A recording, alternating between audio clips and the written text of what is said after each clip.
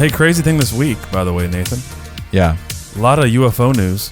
Oh, dude. And I saw that. It seems to barely be putting a dent or a blip on the radar. No pun intended, but I see it there.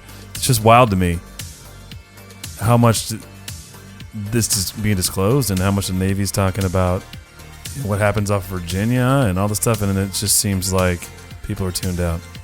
I mean, there's thousands of media outlets, news outlets, so it's hard to know, like, which one do you trust? Yeah. Well, they're all saying UFOs are real. Our government's now saying UFOs are real. So something today said that Obama just acknowledged that it's real. He just can't tell us anything about it. That was on Twitter. That was from an actual news source as well. They did an interview with former President Barack Obama, who acknowledged that the UFO stuff is real, and then declined to disclose anything. Yeah. Sounds familiar. Does sound familiar. Sounds like the company line. Yeah.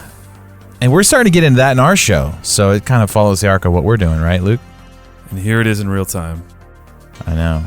We've got into all this stuff with a number of guests, whether it be Scott Walter saying they're here and they're working with the government, Duke saying they show up with Bigfoot. Well, that's cool, because then it gives us a license to people are going to be like, man, I got to start checking out these fringe podcasts because they're the ones who've been deemed crazy for all these years, and nope. That's right. Welcome to Blurry Creatures, a podcast where we talk about aliens, Bigfoot, giants, Nephilim, your one-stop shop for all the weird stuff. But we're out for better answers on this show, and one of the things we've been talking about a lot is the ancient giants and how it relates to modern-day cryptid sightings. And the demons are another clue, like an ancient megalith in the spirit world. Something that tells us that, hey, this lost narrative of the Bible might be true. And if people are being inhabited by these creatures, that might give us another clue as to how to make sense of all the strange phenomenon happening in the modern day. So we're going to bring on Dr. Gregory Reid, who's had firsthand experience with these entities, to tell us a little bit about his story and help us understand a little bit more about the unknown.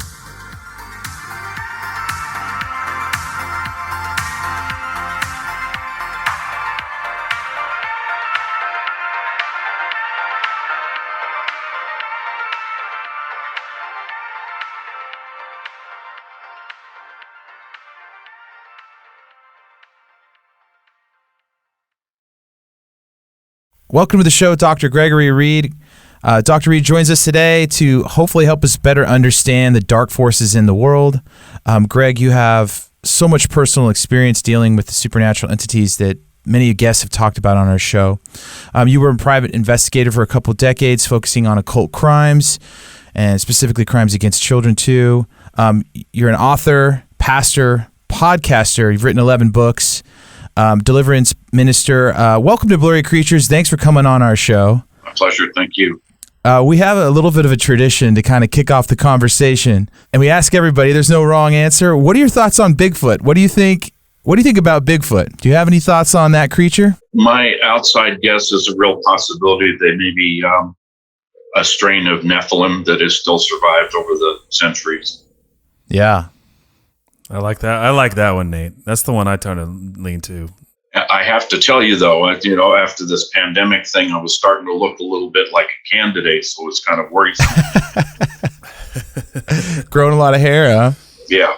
Well, us too, if you can tell. We like the beards over here in this space. So yeah, that's kind of what we've been talking about, ancient history a lot on the show. We've had guys like Dr. Michael Heiser, Derek Gilbert, and Judd, and Doug Van Dorn, Gary Wayne. We talked a lot about giants and the Nephilim, Genesis 6, Deuteronomy 32, all those things, how it all pertains to the Old Testament and the existence of, the ancient giants and the Nephilim, and then the Rephaim. So we've kind of covered a lot of that. I'm real excited to have you on, really at the baseline, because a lot of the stuff we talk about in the supernatural realm, Dr. Reid, is attributed to demonic, which is also attributed to the spirits of the giants, of the Nephilim.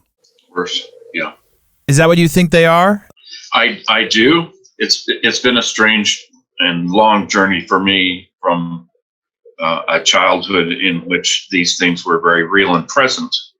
Demonic forces were part of my childhood upbringing. And it was something that I was familiar with, but not knowing what it was. And after I became a Christian, began to confront those forces firsthand and had to learn about them. And then over the years, kind of just got thrown into situations where I was having to deal with them with other people without really having, first of all, a real understanding. But the more I studied the scripture and I realized what Jesus had to say, what the scriptures had to say, then I knew that I could deal with them if I had to. Now, there's a lot of people out there that, are in deliverance ministries, and God bless them all. But whenever I hear somebody say, I really enjoy doing deliverance ministry, I'm like, well, then you're not doing it, because if you're doing it, it's messy, it's ugly, and it can get treacherous at times, and that troubles a lot of Christians.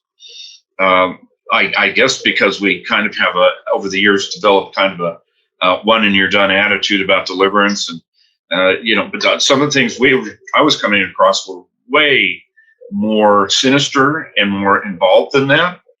And so I had to kind of learn as I went along. But it really wasn't until the last 10 years when I began to study and realized that I didn't know where the demons came from. I knew they were around. I knew when we dealt with them personally, it's like, this is weird, because they're like little people. They're like little evil children almost. And we get to a point in a deliverance where we would finally be getting rid of it, and they would be sometimes begging us, like, whining and saying, please don't make us go. I'm like, this is weird. Okay. But now that I understand a little bit more what I believe about the fall of the fallen angels mixing with humans, well, when the earth was destroyed in the flood, those miscreant creatures, their spirits went somewhere. I mean, they could not be redeemed. So I believe they have dwelled on the earth since. And they are doing the same thing that they've always done, because they were, as anyone knows who's studied Genesis 6 and some of the attending literature, these creatures were, it was bestiality, it was incest, it was cannibalism, it was the worst of, just way beyond what we as humans have done until recently. We're getting there. But when you realize that they're still here, and that's why I try to tell people, be careful what you engage in, because you don't realize there are creatures that are vampiric, that are waiting for a human, because all these demons want is one thing, and that's to have a body. And they don't care why or how. And I realize the reason that is because they used to have one. It makes perfect sense. And now they don't have they have all the lust and the evil and the depravity, but they have no human form with which to carry it out. So their goal is very singular. Once I understood that, it helped a lot in my own understanding of what these things were. Yeah. I know a lot of these topics are very heavy, and I'm sure you probably get tired of talking about some of this stuff over and over again. So we appreciate you being willing to share some of this stuff, because we don't get into some of the heavier topics on our shows that I've heard you on various podcasts talk about. We're more of a creatures focused podcast, and we talk about that's kind of our way into, but that doesn't mean that they're not out there doing real evil and influencing society and culture. And when we talk about the giants, most people say that these demons are the spirits of these dead giants. And when you're dealing with these entities, are they talking to you? Are they communicating like you were just describing, using languages, or is it kind of all the above? Really? I try not to let them talk, which makes me maybe a little bit different than some people that do what's called deliverance ministry, because I only see one incident in which Jesus actually asked a question. Now, there are some people that have kind of and let me tell you, this kind of messes with some people theologically. That's okay. I had a real game changer when I read a book by an ex-Jesuit priest called Hostage to the Devil, which was the actual transcription of, I think, 7 or more exorcisms within the Catholic Church. I'm not a Catholic, But as I read that book, I realized that we had missed some stuff, and it was hard to read this and not be aware that these things operate on a whole different level than we had been used to. They can speak in other languages. They're very crafty in how they try to manipulate humans. And one of their game plans is to get that human that thinks it's going to make it leave, get them talking, get them interested, get them curious. And then they'll just run them around in a circle for days, sometimes for weeks, and they never have to leave. They're expert liars. They know how to deceive people. So I tend to go in generally as a general rule. And I remember one time, one of the demons said, "Aren't you interested in where we came from?" And I said, "I could care less. The only thing I care about is you're leaving this human being." So I tend to drive the point, but if they do end up talking, it's pretty phenomenal that it's so intricate, and they're in their own way brilliant little creatures, and they're able to manipulate the human psyche in just a really scary way. So it's not something I recommend for everybody, that's for sure. Hey, Greg, twice you said that little people, like, and I'm not making a joke, Nate. I'm just curious. I always joke with Nate about the little people, like the Cherokee little people and the little things that people see out there, and that's not what I'm talking about. But when you refer to them as little, you've actually seen stuff? Like, have you seen these things manifest and like physically with? I mean, I'm just curious. I have seen them, not in a situation with other people, but in that I guess they have a whole deal about it now about that between waking and sleeping period, and that's where I believe we're the most spiritually vulnerable and capable of being intruded upon from that world. And I've seen them in different forms in that way.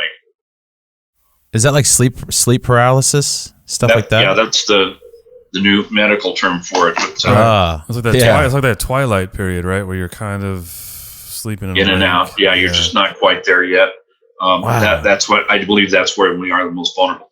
And there's a lot of people that have had that experience, and nobody's ever talked to them about it. So they're kind of in a lot of fear, not knowing where they come from. But the manifestations that I've seen have ranged from literally little creatures to really ghastly looking, almost human faces with half of their flesh ripped off. And that's my own personal experience. When we've actually been dealing with people, the manifestations are not in that fashion, because they're bound to only do certain things. They can twist up a person. I've seen a person's face change from male to female. I've seen their eye colors change, and watch their body twist in contortions. It's not almost not humanly possible. Wow. But they're not able to really show themselves in this, I don't know what to call it, dimension, in this realm. They're not capable. I'm a pretty sensitive person by nature, and I can't imagine. I can't imagine dealing with this stuff on a daily basis. I mean, it's hard enough for me to get any kind of altercation with people, let alone ancient demonic creatures. Do you think, I mean, people on our show, people describe all kinds of demonic creatures, whether it's Dogman, even Bigfoot does evil things sometimes. What we're trying to figure out is this all related to the human story that we're trying to unpack, which goes all the way back to Mount Hermon? Are there just some creatures out there that are just wandering, or are they connected to these fallen angels in this Nephilim story, you think? Well, that's where it gets a little tricky. And I'm not sure I have all the answers on that. I kind of sort of, considered the Vox Mulder of the spiritual realm, because, this stuff gets really wild. And I'm always careful how I couch the story. But when I tell something that's happened, you can take it to the bank. This is something I've experienced, and something that I was personally there for, if I say that it was. And one of the incidents, and it's hard to weird me out, but I actually had a case that came to me from New Mexico, and I had met some people that were in a prayer network up there, And the brother of the lady that headed up the prayer network said that she needed me to go speak to her brother and his family. They lived in a ranch right outside of, I guess it was like northeast of Albuquerque, and it was called the Pewaukee Valley. And they had, and I met with the family. It's a nice ranch house, nice, Anglo family, Catholic. And I said, well, tell me what happened. And they told the story about it was on a New Year's Eve. They'd gone down to the neighbor's ranch, a few hills down to just have a little celebrations, full moon. They just wanted to see in the new year with their friends. They came back, they went to sleep, and the boy told me this. He was about maybe 21. I can't remember the age, but he said, I woke up and I heard the animals on the property screaming. And I thought, well, there's maybe a coyote or something, but it sounded like it was just, horrible screaming. He said, I got my shotgun. I'm telling you what he told me, okay? He says, and this is just rational kid. He's not hysterical. He says, I got my shotgun and I opened up the front door, and a few yards away from me was this thing that looked like a Rottweiler on steroids. It had wings and red eyes. and when you hear this stuff, you just go on. You just stay calm. Mm-hmm. And he says, I shot it point blank, and it just flew off. I said, it flew off. Yeah. Wow. Okay, well, that's and then the father says the next day we went down and found out one of our rancher friends down the way, the same thing hit his house, and he shot at it, and it flew up on the roof and flew away.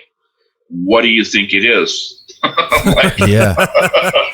Sounds like a Rottweiler with wings. Yeah, that's that. I'm going with it's a red-eyed glowing Rottweiler with wings. Wow, that's like the birth of Dogman and Mothman. Well, it was something I had not encountered before, but the thing that they told me that was most disturbing is that all of their animals had been killed. Wow. All of the blood had been drained. That's like the chupacabra stories you hear too. Well, that was my first thought, because it was, and they said the sheriff came out, took a lot of pictures, and said, don't talk to anybody about this. Oh, okay. Yeah. So that's why they said, well, what do you think? And I said, okay, so I'm looking up the hill from this place when I walked in, and there's the Los Alamos lab, okay, on the hill.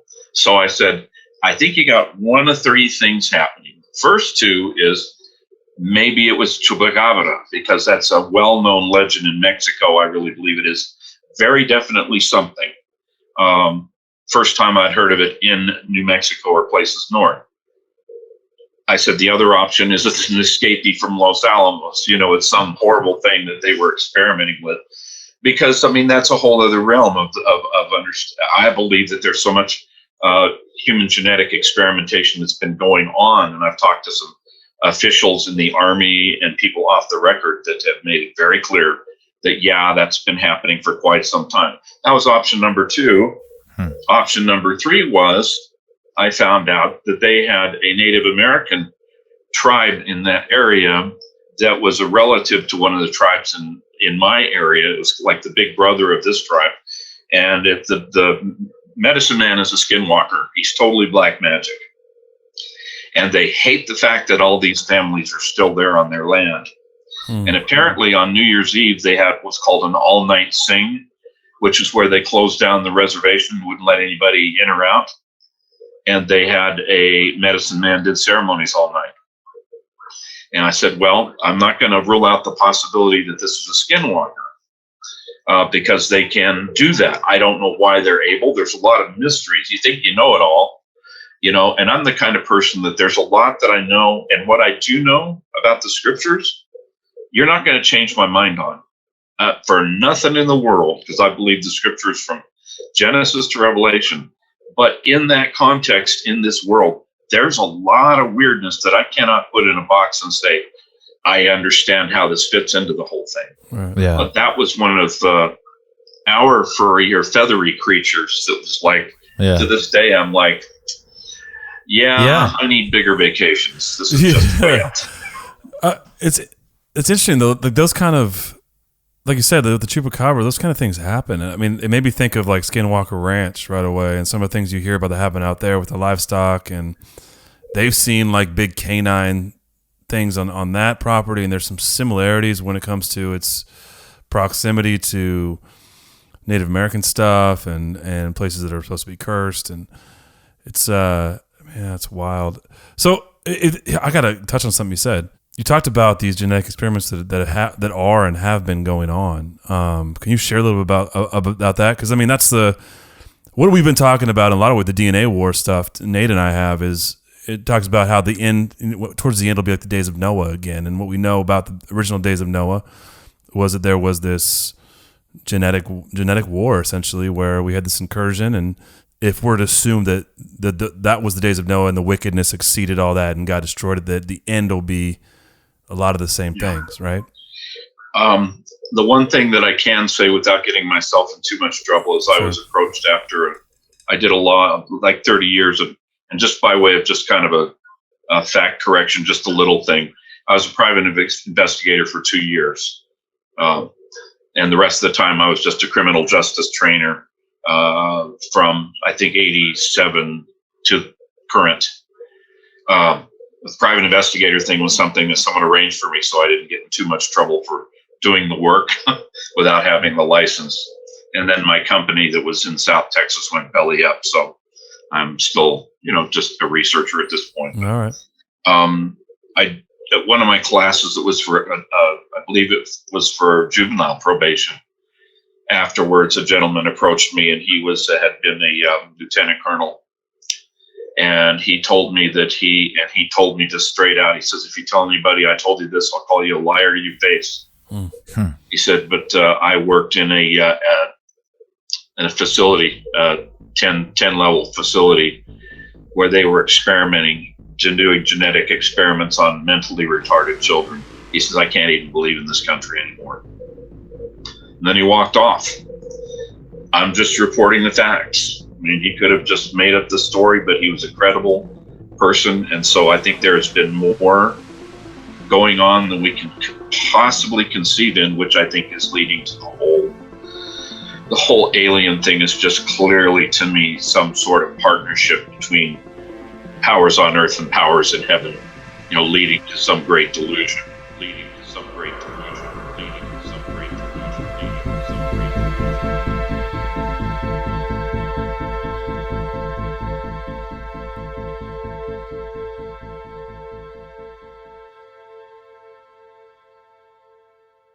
Can we talk about that a little bit? Because I mean, Nate and I, before you jumped on, were saying how crazy this week is with the amount of disclosure, and then how little it seems to even like blip on the radar of people's attention, and yet they're the Navy and just come out this.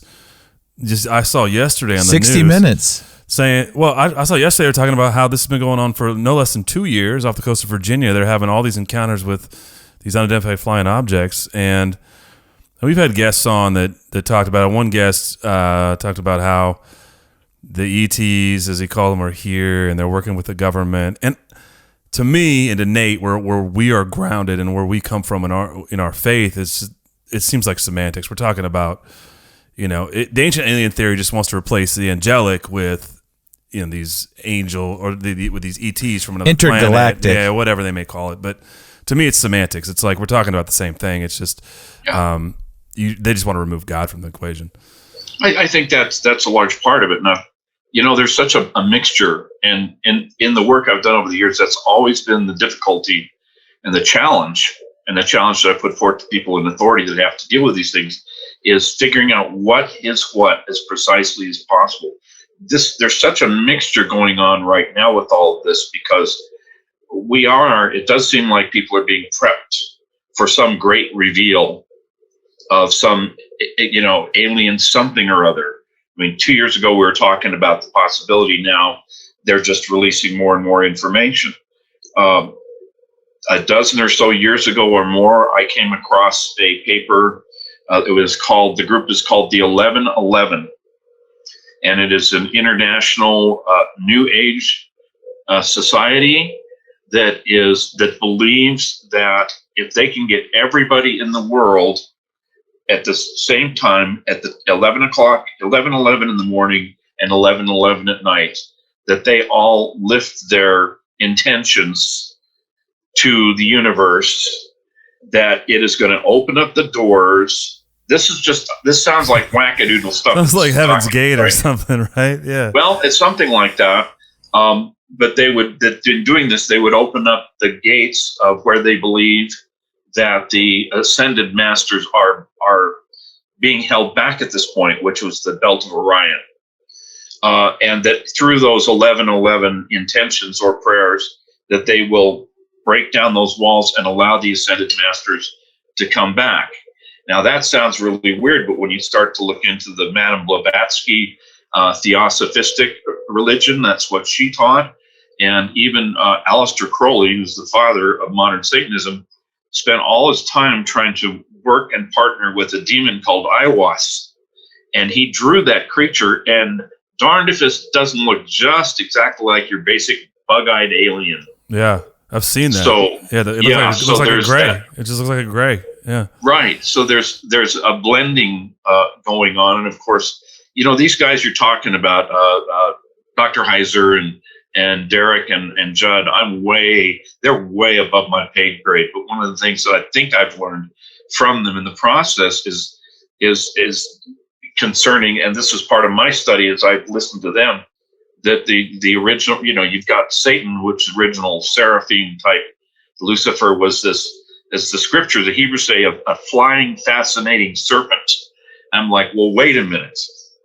And somebody properly said that the devil started out as a snake in the garden and ends up a dragon in Revelation. Somebody's been feeding that thing, right? Right. But there's something about the whole reptilian element that's piqued my interest. I mean, I will say, though, that, you've been baptized by the fire, and there's a lot of these guys that have had their noses in books their whole life.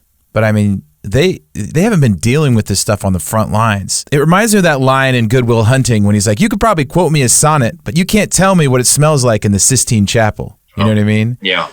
And it sounds like your experiences just blow some of these things out of the water, because you can read about these things. It's a whole nother thing to experience them firsthand.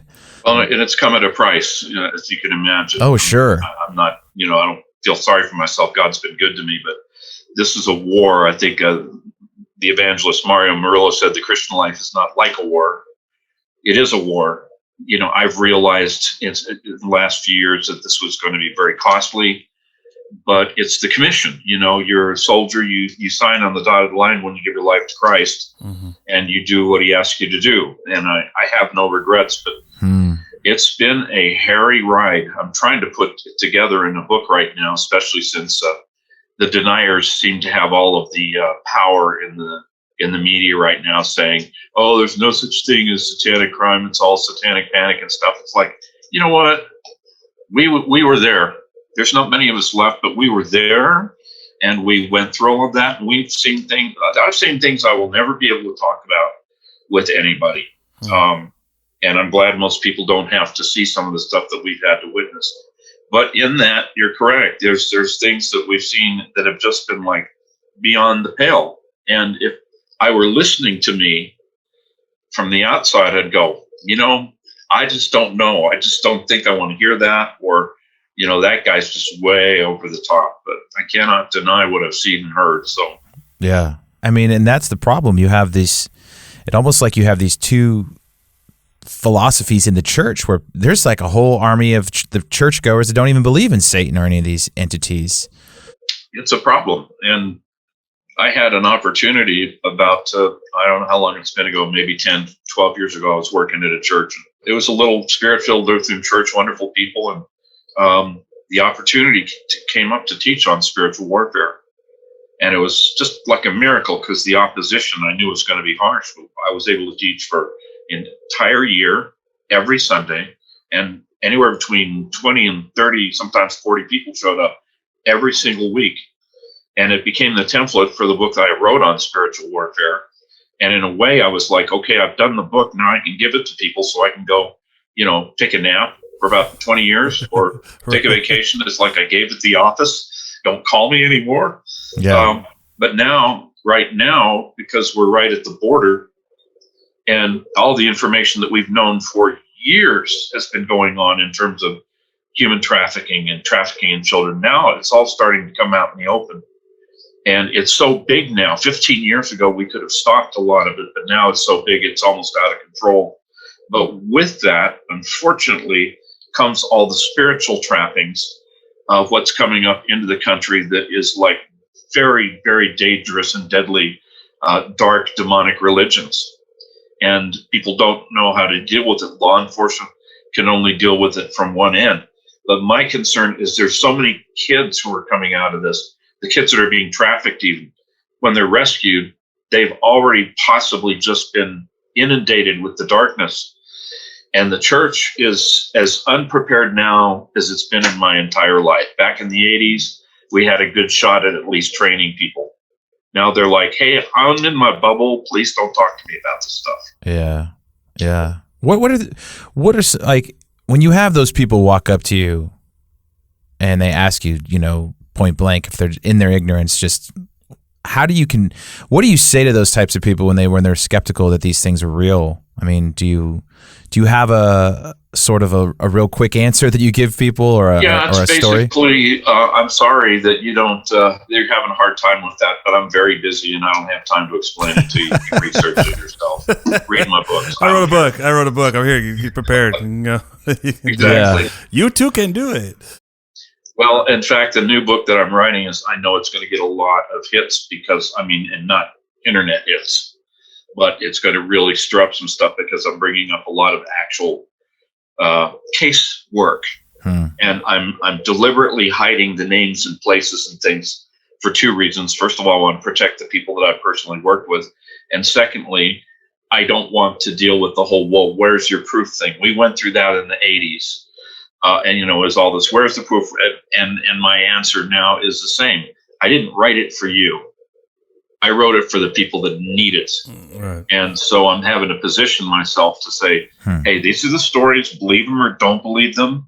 I put my hand on a Bible before God, that these are the things that I've walked through and that my associates and friends and pastors and brothers and sisters have walked through. And the skeptics, I want to put a big banner in front of the book that says, you don't get a say-so in these stories. Yeah. It's hard. I mean, I've kind of accepted that with this show I have a lot of friends who I know that have gone silent on me suddenly over the last year of my life, because I think they know where I'm going and they're skeptical. And it's hard for me just to go, you know what? I can't convince these people. I need to move on with my life. And it gets a little lonely. Your dinner invitation list gets pretty short. Yeah. And it's like whistleblowers, right? They, of all kinds, they have a very hard life because they're committed to the truth. And I think that's one thing I've learned in the last 3 or 4 years is that it is warfare. I mean, we're in a war. We're in an all-out war. And I grew up in the church and I heard it, but I didn't really understand. How do you go about on a daily basis to keep yourself and your family safe? I wake up, I get one of a cup of this glorious nectar that God has given us called coffee. Yeah. It's that juice, and that juice. Yeah. That's right. And I sit down at my kitchen table and I open up the scriptures and I stay there until I can feel the strength of God to stand up and get back in the fight. That is primary for me. In a natural sense, I've had to come to terms with the fact, because the threats have been real. I'm on a few hit lists and have been, and those never go away. Wow. We did the security camera thing for a while. At some point, you can't give into the fear. You realize that the possibilities are there. But I think it was A.W. Tozer who said, a man is immortal until God is finished with him. And I had to come to that resolution that the best way I can keep myself safe is to be in the will of God, do what he's asked me to do, not do anything crazy, not do anything that I know I shouldn't be doing, and just keep myself counting on the protection of the Holy Spirit. And I always have a few friends that know where I'm at any given time and place.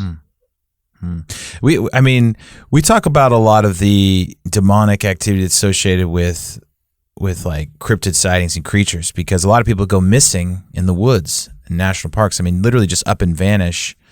And so when you get into the Bigfoot space, it takes a while for your mind to open up to like, maybe there's something in the woods.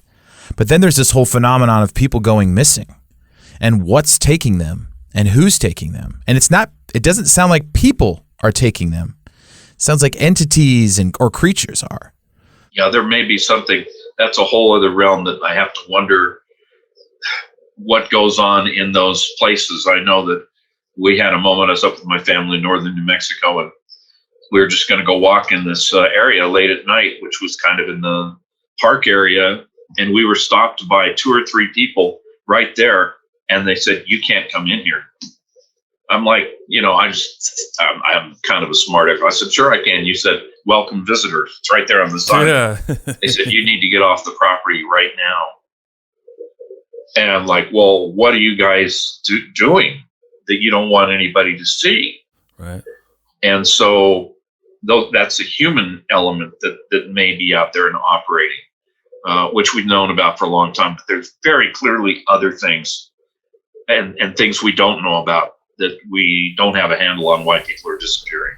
Hey, Greg, one of the things you touched on briefly when you were talking about just the level of escalation since the 80s and stuff. One of the things you hear about in circles, and it's always dismissed as conspiracy, but they talk about the elites doing these satanic things and the trafficking of children for satanic reasons, and happening in our government and in these elite circles and in these secret societies. I mean, how much of that stuff do you think is true, or how much do you know is true? I guess. I mean, you walked in that space. Well, one of the things that's concerned me since the advent of the internet is that you can pretty much say anything and not have to prove it. Right. It was shocking to me when people started talking about the Illuminati, because we knew for a fact that was a real organization. But we'd also learned enough to know that in itself is kind of a cover organization. It's the low-hanging fruit of the people that really run the show. We've I've kind of landed on the term Luciferians, because it comes closest to describing all of these agendas than anything else. But in fact, they have no name. And as I learned from someone who's in a position to know, is that the law of this, first of all, you'll never know who they are. Probably somebody like George Soros is the closest that's going to be obvious to us. Right. But most of the members will never, ever, ever be known who they are. And they are the elite of the elite. But the law of these people is the guarantee of our tomorrow is today's perception that we do not exist. Wow. So that's how completely off the grid that they are. So there's a lot of information that's true. But because they're so invested in every level of society, they're very good at doing what our government would call COINTELPRO, the counterintelligence. They're very good at getting into a situation where people know too much, and they will plant enough fake information that it ends up being fake news. Right. So it's hard to say. I'd probably say, I'm just guessing, maybe 60 or 70% of the stuff that I read about it is probably hyperinflated or probably just a mixture. But there is that other element, maybe, 25%, I was going to say, that's probably true. And that's the deadliest stuff at all. But the thing that I do believe with all of my heart, because I'm going to wait to see what happens, because you may be aware that Jim Caviezel, who played Christ in The Passion of the Christ, is coming out with a movie about a guy that was live on the ground, person who was rescuing kids from human trafficking. I saw that he's starring in that. I've actually seen that, yeah. And the video that I saw where he was talking about it just blew my mind, because he knows stuff. You can tell he knows stuff that he can't even talk about. And when he mentioned things, because I really struggled with the thing about the adrenochrome. We haven't found proof of the adrenochrome, but it makes sense to us that they would be doing that. But when Caviezel actually mentioned that without any equivocation at all, I thought, okay, that's enough for me to know that this is a real deal. Yeah. And we need to pray for him, because you can tell he's been traumatized by even knowing what he knows. And the reaction of the media, I think tells you that, for me, sometimes that's just confirmation, right? They're so quick to jump on, Caviezel's in this conspiracy theory that's debunked, thing about trafficking and children's blood. And you're like, man, that's kind of a visceral reaction for somebody just, talking about like something that's out there. Yeah. The old phrase, methinks thou protesteth too much. Right. And the fact is they have a lot invested in the silence of these things. And so, and I learned from a friend of mine, the way it works in the business world, if you've got someone you want to discredit, there are people that you can pay $250,000 to for a period of time or more that will go in and create a whole opposite narrative of that person or what they're talking about. And they will create enough downline websites and get the algorithm so perfect that, for example, now if you put in satanic crime, the first 1,000 sites you're going to get is satanic panic, debunked village folklore. Yeah. Well, that didn't happen by accident. Right. There was money involved in that because they want these things silenced. So whenever I hear, and you'll have to forgive me because at this point I'm trying to get all these things processed into a book, and I just hear these little gnats in the back of my head that I've had to put up with for 30 years of, oh, that's already been debunked. And we know that person was a fraud. And that's the narrative. And that's what they're going to continue to push. And I realized I can't fight against that narrative. They've got the media. They've got the voice. What I can do is tell the absolute truth as I have witnessed it and pray that it reaches enough people to wake them up to stop listening to that lie and start looking out for the kids. Because here's the difficult and the painful thing. It is easier for us to believe that these things don't happen. And that there aren't people that are so evil they would do hideous things to children. But that's the fact. Right. And our choice as believers is we can shut that out and say, I'm going to stay in my happy bubble. Or we can at least accept enough of the truth about it that can't we pray about it? We're not asking people to sign on the dotted line and go into deep heart of darkness and do the stuff. But if we don't have the prayer covering, this stuff's never going to stop. And these children are going to remain in bondage. So that's part of the calling, right? Is to take care of the widows and orphans. I mean, it's very, Jesus said it's very explicit. Like, it may be uncomfortable, but I think that's kind of the point of Christianity is it's uncomfortable. Like and I think anyone that tells you opposite of that is selling something else. It's, and I think you said something interesting too that I found true is that I think the louder the noise gets, the more sure you are that you're over the target, right? I think that's it's a proven fact, especially in this day and age, that when you get that counter noise and you get all that buzz that's and the pushback, it's usually because you're pretty close to the target. Well, if you throw a rock into a pack of wolves, it's the one that gets hit that's going to yell loudest. That's right. It's the truth. That's I like that one too. So, I guess my one of my questions is, I know that, is there something that stuck with you, like an experience that you had that you do feel comfortable sharing, the one that really kind of helped you understand what you're up against? Everyone who gets into a field of work, it's like there's always that one moment on your job when you're like, that's when the job changed. That's when I knew that I was on the next level, kind of thing.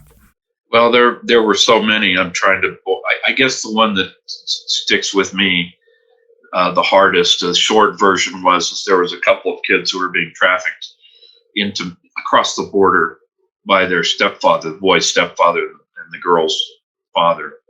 And the mother, I guess the father was doping her up every night, so she slept all night. And she just didn't know why she was sick, and all this stuff happened.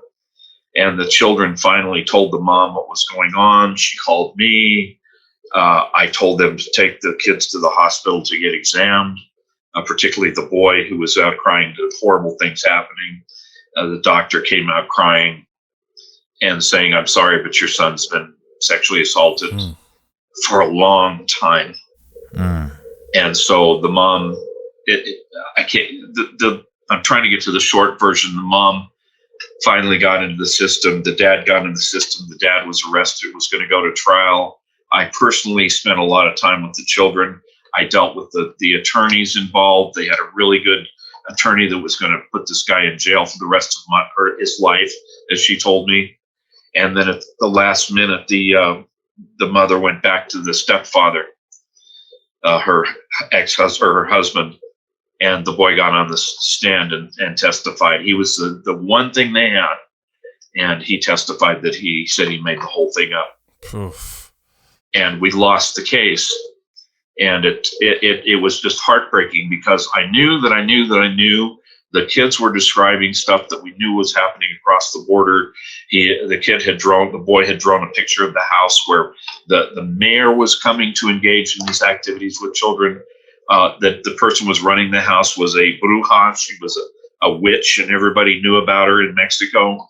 And we had all the facts on the ground, and we just, all we needed was a prosecution to get these kids safe. And we lost the case. And that's when, and I had one of the attorneys on it. She told me later, she said, I'm resigning my job. I'm leaving town. I want to go somewhere where my grandkids are. I can't do this anymore because we're not helping kids. The courts are not helping kids. We're sacrificing them. This is dark. And that was the moment where it became so visceral to me, because those faces are still in my mind, and these little children, you know, who trusted me enough to tell their therapist I was their best friend. And then to walk away from that knowing I wasn't able to pull them out, gave me the heart to, it's like, you know what, this is the time that I double down. This is the time that I put it all on the altar and say, even if it costs everything, I'm going to do everything I can that God gives me to do to help these kids, to help these children. Man, I love that though. I mean, yeah, the two reactions, right? You run or you go to war. And I mean, kudos for you listening for the, you know, for responding to the call. That's heavy, dark stuff. It's interesting. One of the organizations I work with and really give my time and resources to is a human trafficking. You know, I didn't really understand in the beginning. I knew I cared a lot about kids and helping kids that couldn't help themselves. But you start to realize how dark it is. And one of the things Jeremy, the guy that started it and runs it, talked about is just how much of a target you become for the darkness, because it's such a dark and depraved place that the encroachment of light into that place is just, I mean, so man, I know that I did it from this after meeting you here and hearing this. Like, one of the things we'll do is be praying for you, man. I know you guys need that covering. That's just wild. I will take all the prayer I can get. yeah. That's crazy. We interviewed. Oh, sorry, Luke. No, go ahead. I say we interviewed Dr. Laura Sanger, and she wrote a book about the Nephilim being tied to the Federal Reserve, and she described the character traits of, she calls it the Nephilim. A Nephilim host is someone who is basically been groomed and trained and helping these entities, but they describe a lot of the similar these dark character traits. Do you think the Nephilim are behind all of this? Like, are they associated with some of these things? Are they returning at some point? I mean, I'm just wondering how far we go with that, but it seems like there's some, you know, when it comes to pedophilia and all that stuff, it's like, it's hard to tell how that ties into it, but I know that the deeper you go up the line in terms of dealing with the occult world, the more they become aware of the principalities behind what all that is about. And since the opening of the doors in the occult world, the true occult world, I'm not talking about the namby-pamby Anton LaVey nonsense. I'm talking about the real stuff, requires the spilling of innocent blood of a child, requires, in some instances, the violation of a child to use them in divination. And that's why most of the top occultists that end up in the criminal system, this has been part of what they do. It's what you do. It's what you're trained to do. It's part of black magic. And this has been true historically. It's been true all the way from the 16th century when it was tracked with Gilles de Rais, who was the person who was in love with Joan of Arc until she got burned at the stake. And then he turned to the dark side and he learned about black magic, and he ended up, they found, 100, 200 bodies of children in his backyard. Jeez. And during that period of time, from my understanding, is when the Knights Templar were betrayed by the Pope, and a lot of them turned to black magic. And so that's why there's like a systemic thing that's been in some corridors of the Catholic Church for centuries, where children, and this was a chilling moment for me, and I recommend the book. Like I said, I'm not a Catholic, But I recommend this book because it was so prescient to the times we're in. It was called The Windswept House by Malachi Martin, same one that wrote Hostage to the Devil. And he came right out and said, everything in the book is true. I wrote it as fiction so people would read it. Because he understood that the credibility limit would be strained by people. But according to this, that one of the popes had sent, and I think it was probably John Paul II, had uncovered the cabal within the Catholic Church of Luciferian bishops who their goal was to finally secularize the Catholic Church so it could be part of the secular Luciferian world system. And as part of that investigation, he sent 2 priests to the United States for a 2-year period, I think, if I've got the facts right, to investigate 2 things. One, how deep was black magic how deep were the black masses in the Catholic Church? And secondly, how big was the pedophilia problem? This is back in the early mid-'80s before it really started to become a thing, maybe late '80s. And the priest came back and said, it is systemic and they are one and the same. And when I read that, I said, now it all makes sense. The ritual, and I mean that in the purest sense of the word, the ritual abuse, sexual abuse of children was a plan by people who were involved in the satanic world to open up those doors of darkness in our world and to give spiritual power to those who are practicing those things. So when I realized that, it's way bigger than we can comprehend. It's not just about some miscreant priests that they keep moving around. Yeah. Hey, Greg, what? I mean, this may be a real elementary question. I mean, maybe I'll answer it already. But children, is it because it's defiling innocence? I mean, it's always kids. It's purity. It's purity. Children are pure before God. They're innocent before God, and they believe that the destruction of the innocence opens up the door to the power of darkness. And as one occultist said, the more they can make that child suffer. We knew this 30 years ago. The more you can make the child suffer at the time of death, the more spiritual power you receive. Well, that sounds like adrenochrome to me. Sounds just like that, yep. I have a 5-year-old and a 7-year-old, and there's been many times in the last year where I just burst into tears because it overwhelms me of just the responsibility and just your heart breaks because it's it'll hit me at times and I just can't handle it. And just hearing you describe this, it's emotional, It's tough stuff, especially if you're a parent. And I tell parents, because we hear this a lot, from the 60s and 70s parents, well, I don't want to be overprotective. I say there's no such thing as too protective. No. Yeah. Dang. It's hard. I mean, it's heavy. I mean, we talk about creatures and it gets into this stuff and people keep sending us these messages I tuned into your show to hear about stories about Bigfoot, and you guys do something that other cryptid shows don't do. And I think we're trying to figure out, we're trying to get better answers. Yeah. And this stuff is real. These entities are behind a lot of the creatures that people see, like these flying winged demon types. Yeah. Yeah. And real deals. Yeah. They are. And there's a lot of things. People are looking for answers and they don't get them. They just get the creepy stories, and then there's no hope or context, right? And that's the other thing too, right? Yeah. And then it becomes like whistling in the dark, and it's the stories become fun to a lot of people.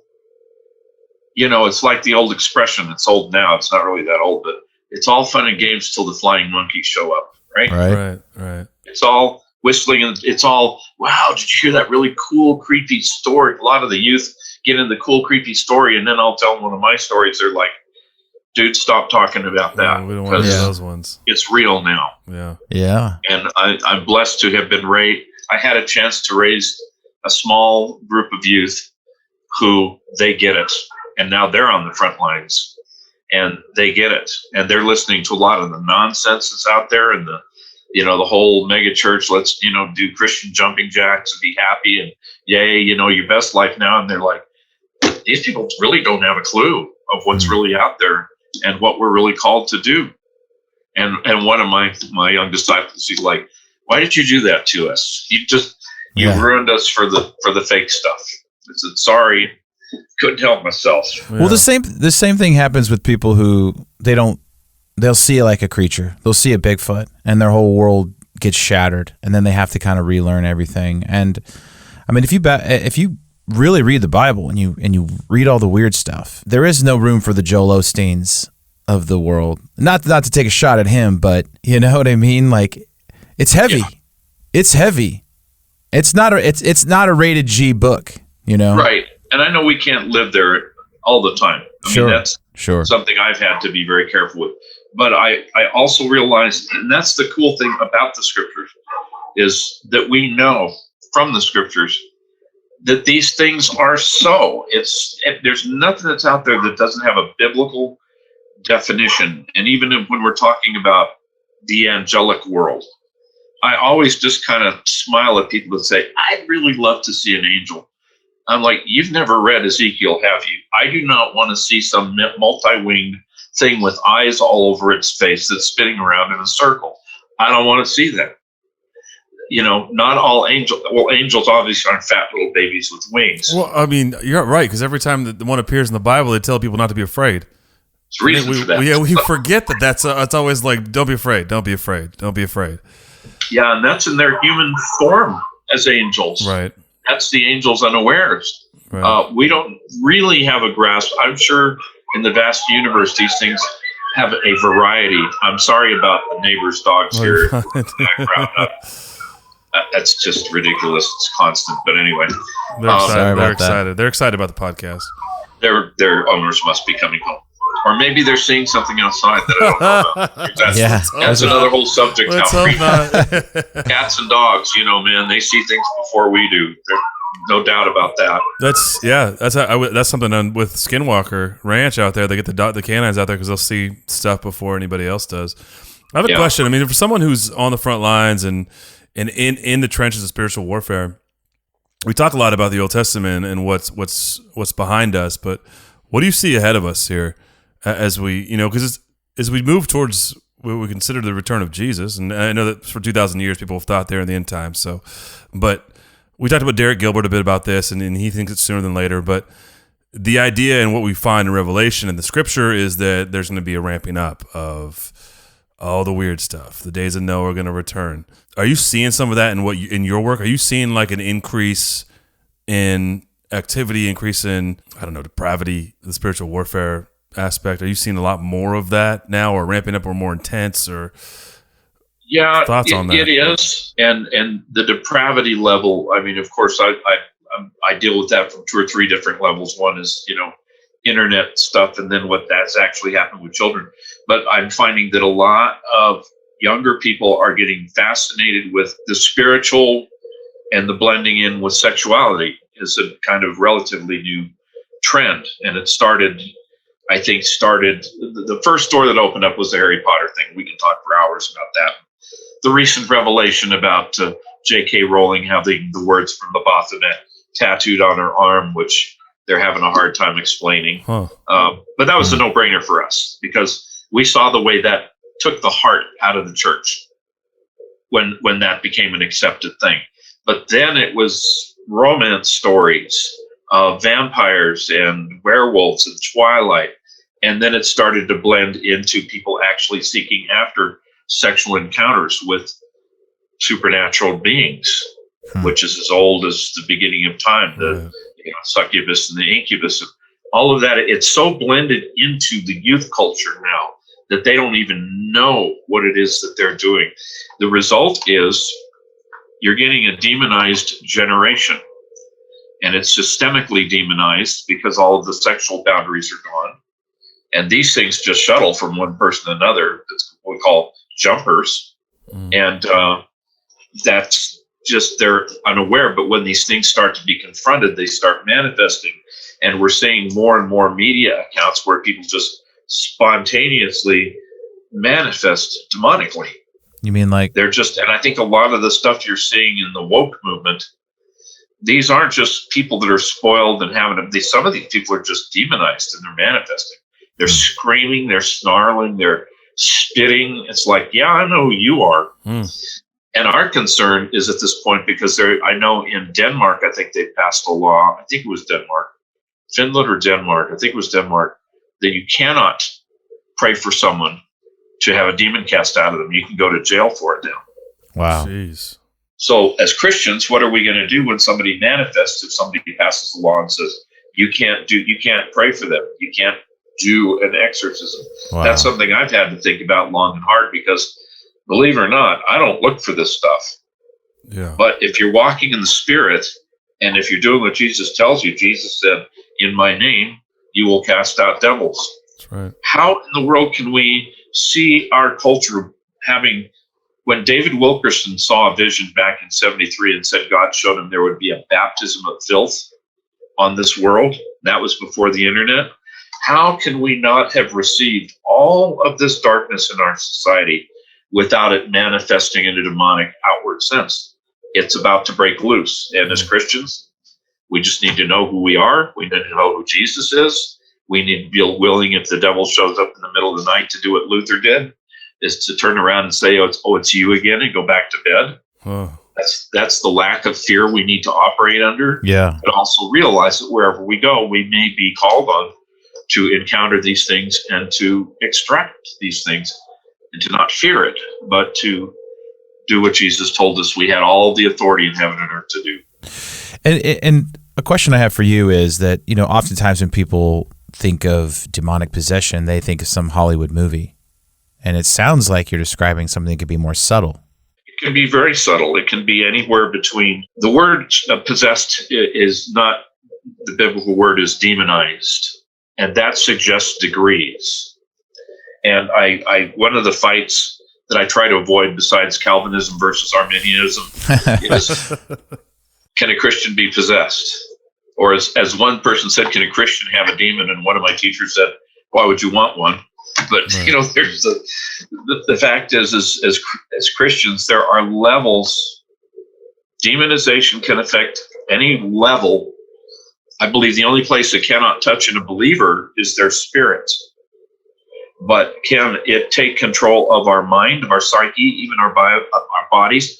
If we've given ourselves over to darkness in some places, it's a crapshoot. And it's possible that something may affect us to the degree. I've prayed for several people that are believers that have had some physical manifestation. It was pretty scary. Were they possessed? No, not in their spirits. But by degree, I've seen everything from what we see in even a lot of believers, where something really vile or just ridiculously bad will come out of their mouth, and then 5 seconds later, they'll deny they even said it. Well, that's kind of a form of a demonic intrusion in their speaking life. I've also seen degrees where way before this whole discussion came up in society, I was called on to counsel with, this is like way back in early 80s, to counsel with a high school kid. And so I met with him. I was talking when he says, I feel like I'm a woman trapped in a man's body. And so I started to minister to him, witness to him. And as God is my witness, I sat there and watched as his whole face, I'm the only one that saw it. I know I was, because God gives us those things. This isn't some fantasy. I watched his whole face turn into the face of a woman while we were talking. It was an overlay. It was demonic overlay. But it was such a clear transformation. I thought, I know exactly what his problem is. This isn't him thinking he's a woman trapped in a man's body. This is a demonic entity trying to break that wall in his psyche down enough that he could get in there and make that happen. So, it is by degrees. And I wrote a couple of chapters in my book just about house cleaning for Christians, just so they can know that they're not giving the enemy advantage to touch them. We all struggle with everything. Sure. We struggle with temptation. We struggle with sins, believers.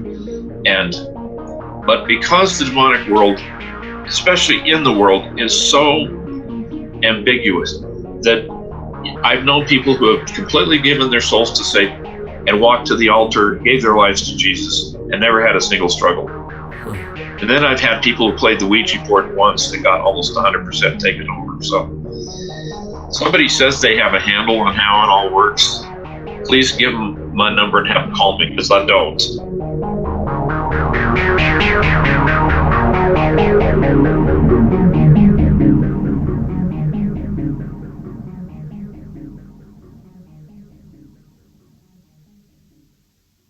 And that's what we've been talking about on our show is just, people hear one Bigfoot story and it sounds like an animal. And the next story, it sounds like something out of, a sci-fi movie. And you never know. It's like, is all the above, right? And you hear enough of these weird stories where you have to step back and go, man, it just gets more confusing and more difficult to understand. But I think the seriousness of walking around as a human being is something that I'm thinking about as you're talking. Like, wherever you are, whatever you believe, however you feel, you've been born into a war. Yes. And you're caught in the middle of it. And it reminds me of Jesus' words, like, pick a side. You can't really be neutral because eventually, like you said, the flying monkeys are coming. So maybe we can end there. Like, what do you think is coming, these flying monkeys that you were, it's all fun and games till the flying monkeys. I think you said that, yeah. Are these things going to manifest in ways that you can't deny coming soon, you think? Is it going to change? Is society getting groomed for, I don't know, feels like something's coming around the corner. I think, and this is just an estimated guess because eschatologically, I know there are certain things we're coming up against, the rise of the Antichrist, the rise of the false prophet, who will do lying signs and wonders, who will give power to the beast through doing miracles. And I think we're at a point now where people are, when you saw how almost the whole nation turned out to see the Pope when he was in New York, almost in a frenzy, you realize when a supernatural event happens, it's like most people will just discard all of their rational thinking and say, I knew it all along, or this is what I've been waiting for, and I think people are so spiritually deprived as well as depraved that anything that comes along and looks like an angel of light, I think we're going to see more and more of that. And if the alien thing is a cover-up, then these things are going to manifest as our helpers who originally seeded the planet Earth, and now they've come back to help us in the next evolution into whatever we're supposed to, the AI or whatever. We heard exactly that from a Mason. Really? A Mason on our show told us exactly. They're already here. They're working with our government. They seeded us. They want us to figure it out. They're rooting for us. Yay, humans, right? Yeah. As long as God's not involved. Right, 100%. It's the removal of God. And that's, we've talked a lot about this, Greg, with the idea of it feels like a conditioning for a disclosure, like a full disclosure where there's, they say, oh, we're here. And we're here to make everything right. And that's, it's really biblical in a lot of ways because it's like, oh, there's going to be peace and we're going to make everything, we're going to take away all of the bad stuff.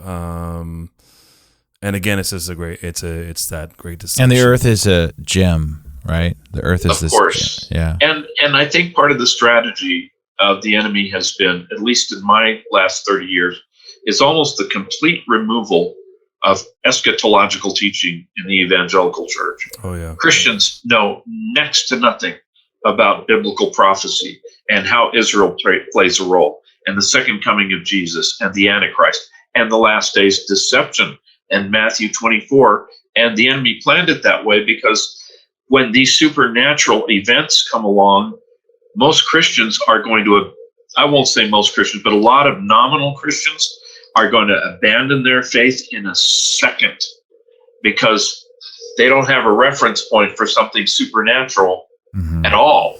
Right.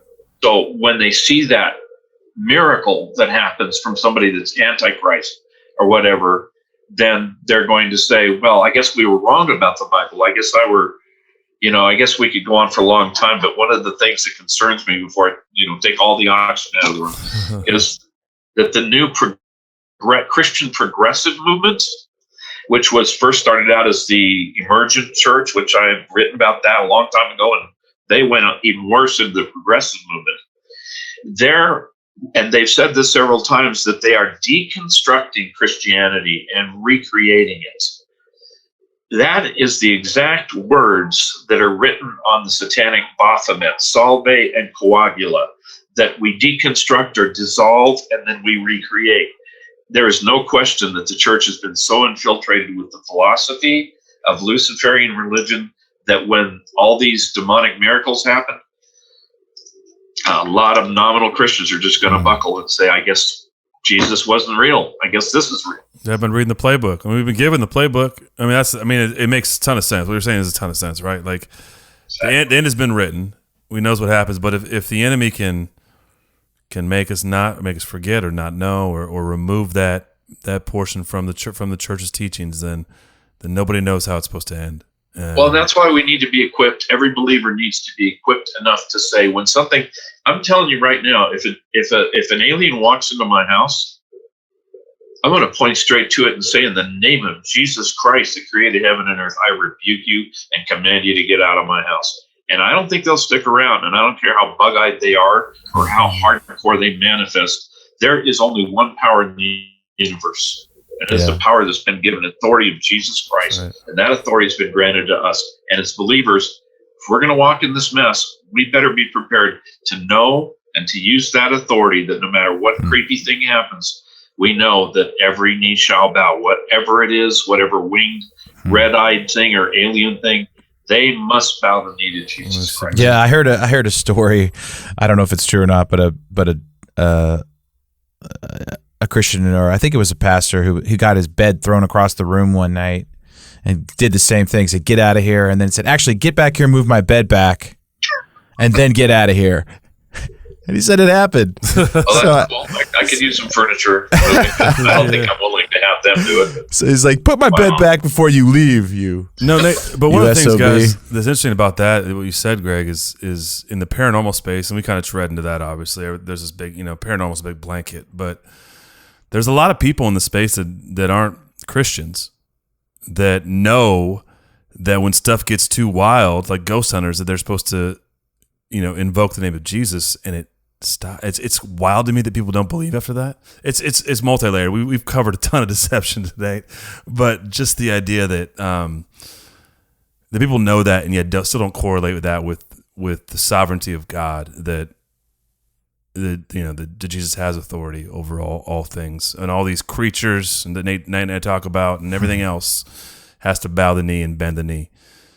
And I think it's important for those that may not know the Lord, because I know not everybody does. There's so much stuff out there about ghost hunting, about, you need to be careful and not pursue these things unless you know the protection that you do have in Jesus Christ. That's the main protection, because salt won't scare them and holy water won't scare them. Mm-hmm. They'll just look at you like, what? Yeah. And so I want to just ask that those that may not believe in Jesus Christ, may not know him, for your own sakes, just be careful, because as you guys know, none of this is a game. Yeah. And I will say, since just doing this show, and we were talking about progressive Christianity for like a couple of years ago, I got into that a little bit. I was curious. I had a lot of friends getting into it. I came out of music scene where a lot of my friends in music were talking about it. People were curious. They want to know. They have this really modern read. And then I had some health issues. And it was like, I don't know, I felt like I got broken down, where I was like begging for God to heal me, because I was just in such a, and my spirit changed. It was like, and I've noticed my prayer life changes now. It's more of a, I need this, less of a duty where I have to do this. It's like, man, I need my mind is getting, all this information that keeps coming at us on this show is getting heavier and heavier and heavier. And it's like, if I don't set aside some time, I can't handle it. It's too heavy. It feels like, man, the ancient history just seems like we've been completely brainwashed. The golden age was purely satanic, to the point where, I mean, I couldn't imagine living back then. And then you hear these stories, and it's just, anyway. So my own idea of prayer has changed just in the last 6 months. I think it's important we have a foundation of truth, first of all, and that has been the assault on the Word of God that's come through a lot of these movements. Yeah. If we don't have a foundation in truth, the truth is what sets us free. God said, I have placed my word above my name, which he thinks is pretty important. And the truth is simple. The scriptures are simple.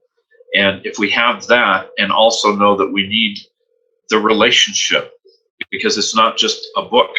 We have a relationship with a God who loves us.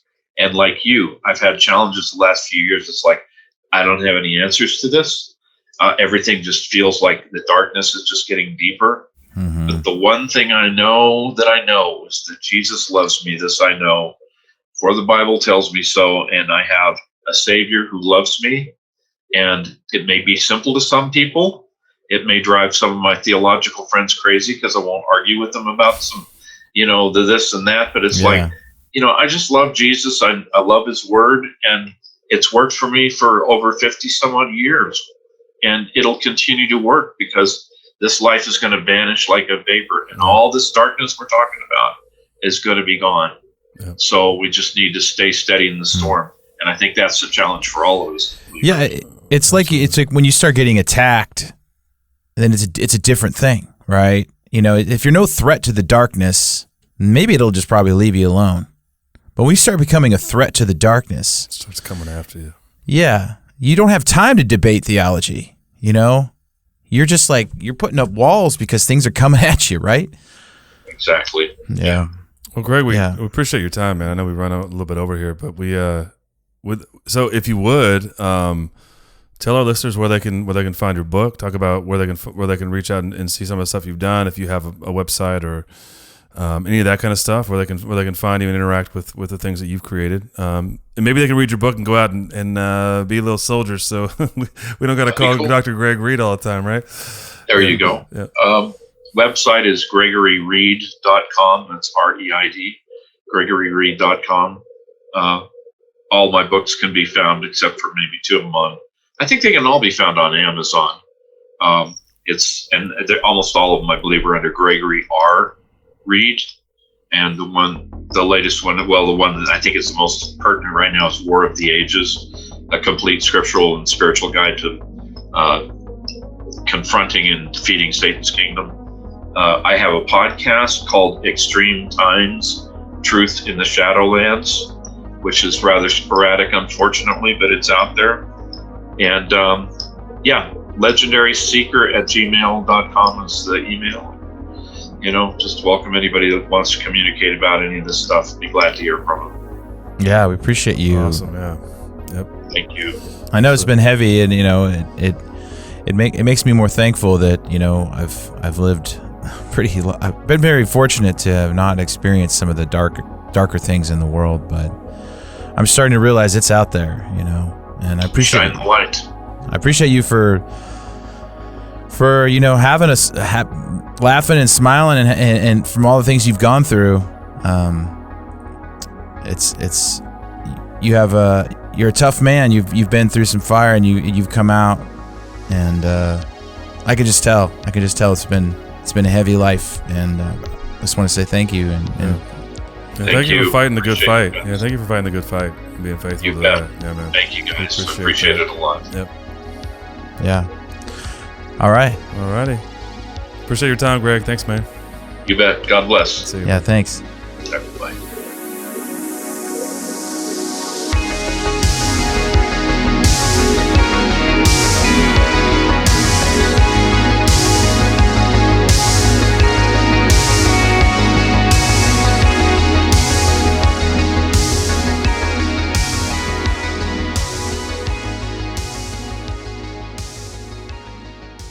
Funny, one of the things I think I didn't say because we kept going on and on, but about the progressive movement, progressive church, and just been kind of opened my eyes to this, Nate, is like that we were created in God's image, right?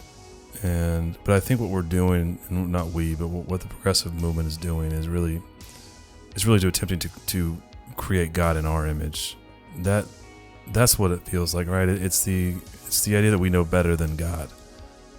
Like, if God really was love, he wouldn't do this. And if God was really just, he wouldn't do that. And if it's scary, man. It's like again, we come back to deception. It's we talked to Dr. Laura about this, and then we just talked to Dr.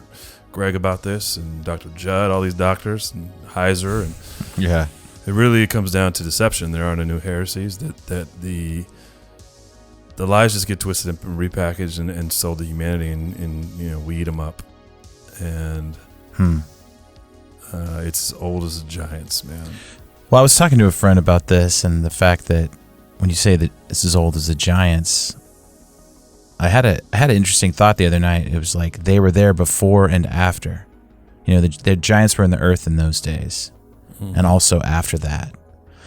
And the weird thing, if you really break down that verse to me, is that like God wipes them out. But in that one verse, you can say, but because of dang free will, they survived somehow, right?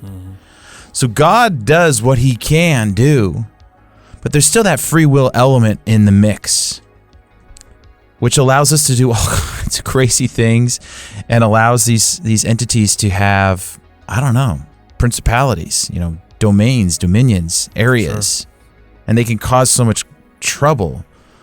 So that dang free will, but it was just that idea that if God is just making everything happen, the giants wouldn't have survived, right? Right. But like Jurassic Park, them bastards found a way, right? Right. Well, I think the amazing thing about free will is that love is a choice, right? And so sure. we choose to love God. We choose that choice is the beautiful flip side of that, of the depravity. Right. And that's why everything I think exists in that balance that it does and hangs in the balance with free will, is that God knew that you could also choose the opposite. Even after he sent his son, even after even after the atonement was done, that you could still choose the wrong thing. Which is a massive mind grenade. The whole thing is. But well, you brought that up in the episode. You asked him. You said, you see these people who can see all the supernatural stuff, and the ghost hunters, and they call on Jesus' name. But where's the disconnect, right? And I have a lot of friends who are texting me and calling me and be like, dude, what's with these lockdowns? What's with these mask mandates? What's with all this vaccine stuff? And I just want to say, keep going. Keep going. Yeah. Keep asking me. Keep asking me, right? What do you think it is? Well, I don't know. Is evil real? Maybe. Yeah, maybe you're right. It's like, well, what's the origin story of that, right? Right. And that's what we're after on this show. Like, where does all this stuff come from? Right. But even guys who've dealt with it, literally firsthand experiences, still are scratching their heads sometimes. Like, yeah. And we've dug deep into theology in this Bigfoot podcast of ours, and this one got extra Jesus-y, God-y, and everything. That just, I don't think you can. This journey, I don't think you can't get away from that, right? Like, when you talked about origins, all this stuff has an origin, man. This story, this whole story. Because I think that maybe the interesting thing that Greg said, and I got to come back to, is that in light of all that darkness, all the stuff that he knows to be real and he's seen, and the stuff he doesn't even talk. I mean, he doesn't talk about all of it. Obviously, he didn't talk about hardly any of it, to be honest, and specifics. He still says, there's still hope. That's the amazing thing. There's still hope, right? The hope of Jesus. There's still this hope in all things that are good, and I don't want to lose sight of that as we kind of. When we get into the creatures and the giants and all these strange things, there is a real edge of evil. I don't know how you avoid that. I know people talk about the benevolent Bigfoot and these different. I don't know how we explain all that, but I know there's a lot of ends up being weird, bad stuff, especially with the giants. But I think you got to continue to go back to the idea that there's hope, and that's what's great about the human story, is there is this hope. Well, dude, I mean, when you say the human story, I was just thinking, right, when you wrap that up, of like, that feeling when you watch just like an epic film and you feel like it could run through a wall at the end of it. It's just like you just come out watching Gladiator, Braveheart, except for I cry at the end of Braveheart. But but that moment it's almost like you're floating on air when you're walking out, like where you're just like, man, we're gonna hold the fire gates, man. Yeah. So that's what this whole story has become to me this last year. It's like that moment when you start to see the story. You're like, you're going back and you're rewatching the movie and you're like, dude, I could run through a brick wall right now, because I'm just so amped on this information that I never realized how epic it was. And I never realized how it's the best story that's ever been told. But see, and that's, I mean, it's been whitewashed, man, right? So I think this is what's great about this whole experiment. And I got to go back to Heiser again. Like, a lot of what this is unlocking and unveiling, the unseen realm, the big picture of stuff we don't see, the big thing that our ancestors knew they knew, or experienced. Experienced. In the Hebrews and Israelites, is all this amazing supernatural stuff that we're just, there's really ramping up, and we're seeing. And we just talked about UFO stuff all week, UFO stuff, right? And there's all this crazy weird stuff going on, and I think it's easy to try to separate it all, but really you can't, man. It's all part of this tapestry, man. It's all part of the same thing. If you don't have context for it, I don't really know how you. And that's what Greg was talking about. I don't know how you put any meaning to it if you don't have context. And that's what the Bible talks about. You can be blown, to and fro with the wind if you're not anchored.